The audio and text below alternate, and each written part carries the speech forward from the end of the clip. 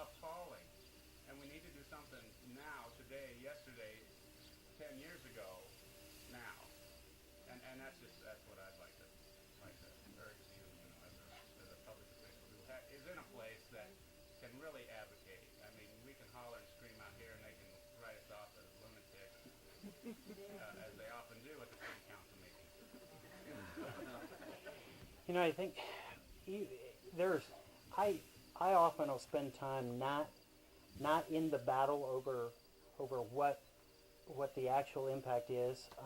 I'm not going to engage a lot in how fast global warming is happening or battle with folks on those that say it's not happening.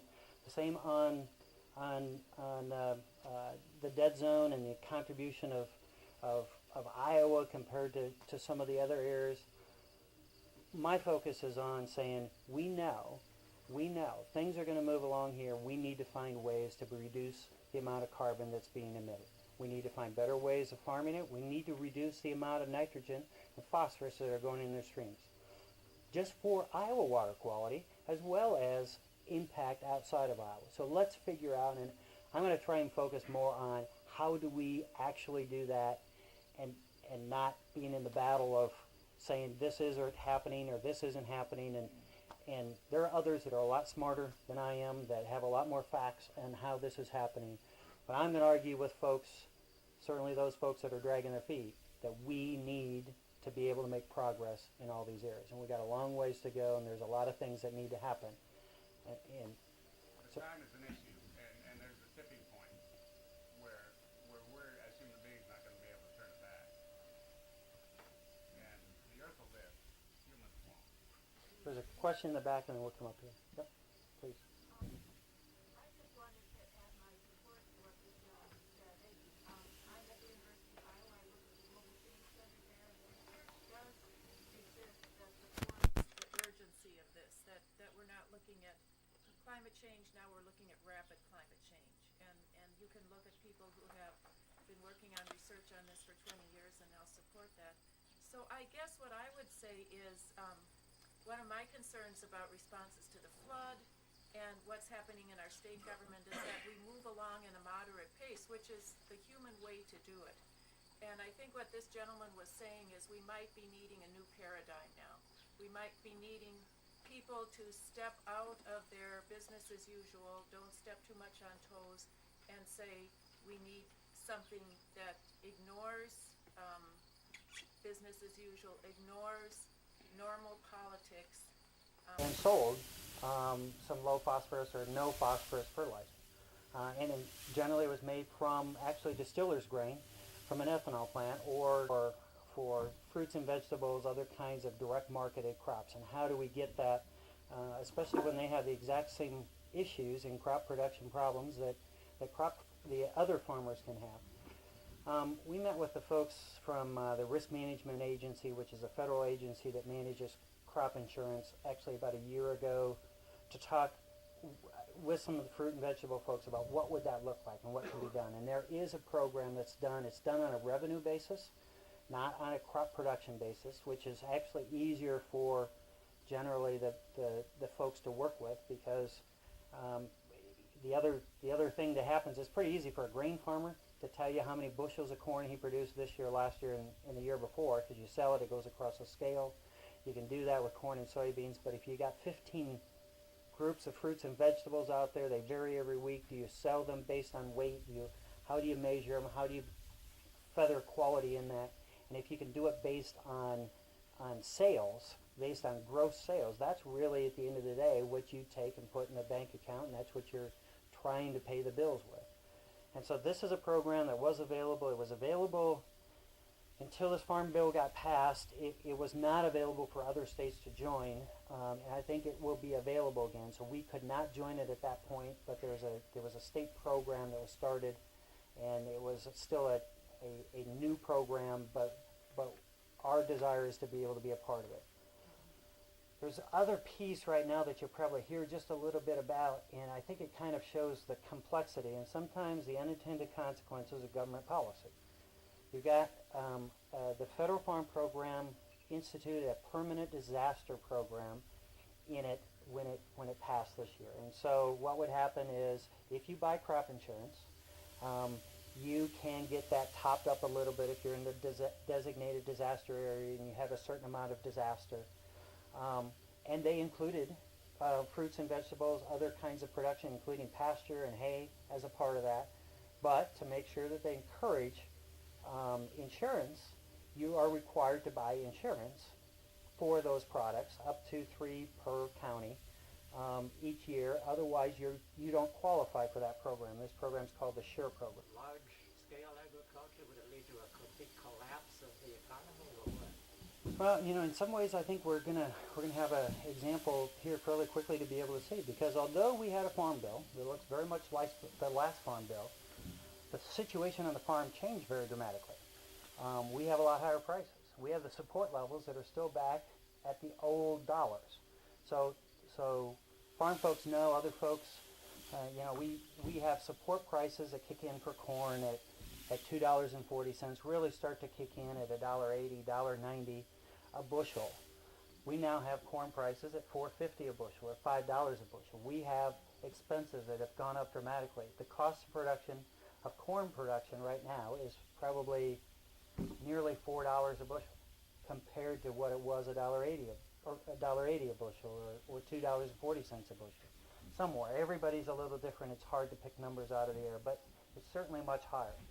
So the issue is those programs don't kick in until we go way down there. We'd be in a heck of a lot of trouble before we got there. So in some ways, the economics have moved past that farm bill. And one small example is, in all my time going around the state, back in the 1980s, farm bill was everything. You didn't rent a farm unless you found out how many base acres it had, what the payment schedule was on it. Your banker didn't give you a loan unless you knew what your government payments were going to be.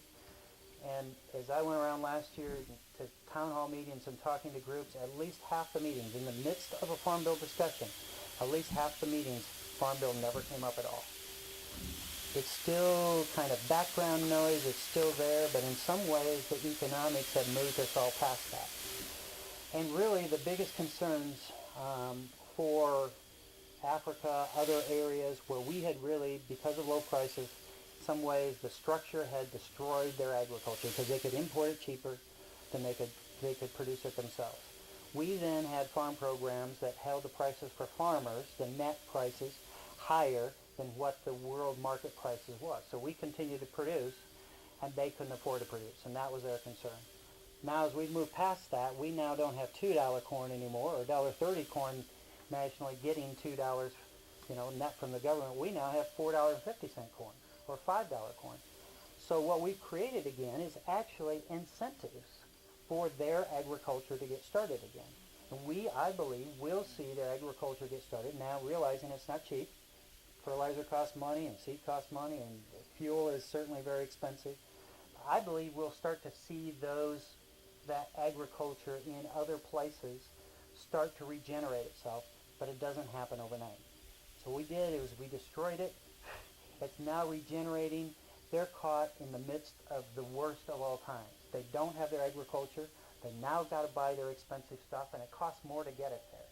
And so that's why we certainly need, at least in the interim, more support for those areas that are needing that, especially subsistence areas.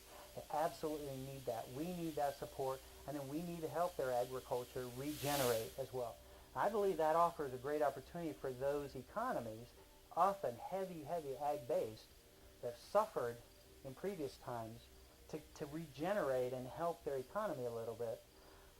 But it's not going to happen overnight. It's not a piece of cake. There's lots of other things besides good ground and good rain to make an agricultural system work. You've got to have infrastructure. You've got to have laws. You've got to have other pieces, and we need to be a part of helping that. So I think in some ways, without changing farm policy changed because the markets kind of moved past. Now, all of us as farmers, we don't know where this is all going to settle out. Do we settle back in prices? Do we stay here? That's also the concern that every place around the world has as well. Is this $4.50 corn permanent, or is it short term? And so everybody has to sort through that. But in some ways, we'll kind of watch that. Now, your question of what the impact is, we had talked about farm program payments, and farm program payments were bushel. So if you're a farmer, you're farming 5,000 acres, you get 5 times as much as a farmer farming 1,000 acres. Not because you're a better person, but because you have 5 times as many acres. And what happened certainly was a lot of concern about that is a lot of dollars. And that farmer should not get that many more dollars. Now, as the farm program goes away, you realize what the market does. The market buys bushels. It doesn't care how many people produced it. It buys 5 times as much value from a guy with 5,000 acres as 1,000 acres. So although we had some kind of limitation on a large farmer, because we had a limitation on the government payment side, we have no limitation on the market side, because the bushel's buying grain, or the buyer is buying grain, and they don't pay less for somebody who produces more. Different ways, would it be like subsidizing a farm so that it's sold, or like what different ways can you protect the farm? Yeah, this basically would be very narrowly focused on the farm that is in the area where development is coming and giving that farmer an option other than selling for development. So there's going to be a lot of other work that needs to be done on town centers and other kinds of low growth, on zoning, other kinds of things. This one is going to have to be, I would think, very narrowly focused on that to be able to be relevant and workable. I have about 15 questions I want to ask. Oh, I thought you were going to help me answer that one. Okay. I am. Okay. Okay, you made me decide. In the 80s, I believe, Governor Ray dissolved a department that was the state planning department. Okay. And as we look at the flood and the left foot doesn't That are not. dump trucks a day, and he has a 10-acre lake right in the field next to us, which when it rains, his lake's going to drain and our fields aren't going to drain now. And so when do his private property rights start stepping on me? And there's nothing we can do about him. I want to tell you that 1,000 Friends was very proactive in the farm to school program, and you know that. And your department has taken that over. I'd like you to tell us a little bit about that. But also, last year we had grade 5 hamburgers shipped here that was contaminated, and the USDA didn't really want to admit that was contaminated for a long time. It sat for 2 months while they debated about whether they were going to come out in the open about throwing the beef into the Polk County landfill. I want to know, what 86% of Iowa's food comes from across state lines into the state, and that really needs to be addressed. We need to have more people on the land with a conservation ethic, which makes me want to ask you, who was your 6th grade teacher? Who was my 6th grade teacher? My 6th grade teacher was it Mr. Champagne? No, that was your 8th grade. That was 8th? Who was my 6th grade teacher? Bill and I went to the same school. He was just a little bit behind me. But Still am, probably. yeah.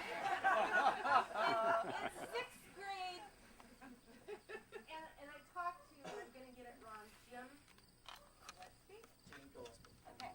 Jim Gillespie works through the soil at IDOL. Division of Soil Conservation. Yeah. Soil conservation. And I told him about where I got this great conservation ethic. And in 6th grade, we were given workbooks by the Dickinson County Soil and Water Conservation District. Do they still do that? I think